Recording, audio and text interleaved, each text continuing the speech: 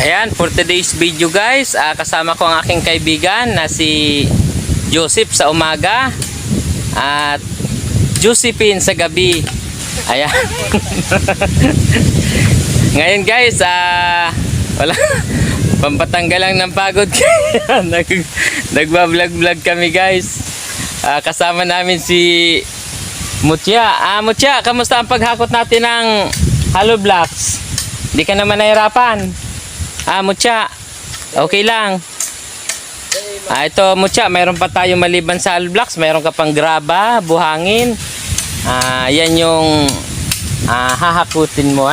Dandahan lang, wag masyado magmadali para hindi tayo mahirapan. Mutya? Ayan guys, si Mutya. Pinapakilala ko sa inyo ang masipag na katuwang namin dito sa bundok sa pagtatrabaho. Ito guys, yung nag-aalaga kay Mutya, si Joseph sa umaga, Josephine sa gabi. Pansamantala guys, habang nagpapahinga kami, nagbablog kami guys para mawala naman kahit paano yung aming pagod. Dito kami guys sa taas ng bundok.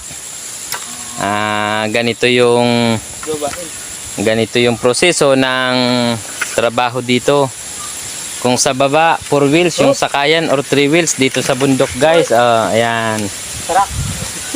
Ito yung gamit namin dito guys.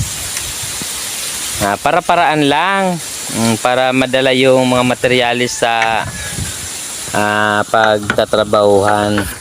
Ayan, shout out po pala sa lahat ng mga taga dito sa Barangay Lourdes, dito po sa bayan ng Baaw. Dito po yan sa Camarines Sur, Bicol Region. Ayan, sa lahat ng mga follower ko, subscriber, shout out po sa inyong lahat. Wag po kayong mayang mag-comment at mag-share ng aking mga video. Salamat sa patuloy nyong pagsuporta sa aking page, Lucky Kuy. Medyo makulimlim nga lang yung ating panahon ngayon guys. Kaya ganito ang itsura dito sa bundok. Ayan, para makita po natin yung itsura dito sa bundok. Ayan.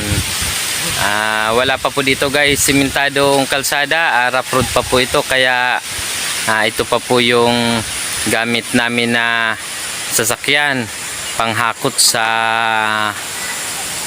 mga materialis sa paggawa ng bahay. Ayan, sa lahat ng mga kaibigan ni Joseph Bulalin, ayan, shout out po sa lahat ng kapamilya ni Joseph Bulalin. Isa sa mga kaibigan ko dito sa Barangay Lourdes, dito sa bundok. Masipag po ito guys. Ito guys, pinakiusapan ko po ito guys, maghakot nitong materialis. Libre po ito guys, hindi ito naghihingi ng bayad. Gawa ng, ewan ko, tatakbo ata ito guys ng ano. Ano bang tatakbuhin mo? President sa Rabos. Ayan, masipag talaga ito guys. Kanina nadatnan ko, kasama niya yung asawa niya tsaka yung anak niya, nagtatapas ito ng mais. Malawak yung kanyang taniman ng mais. Tapos ngayon, ayan, gahakot siya ng hollow blocks. Pagkatubos ng hollow blocks, ito naman graba tsaka buhangin.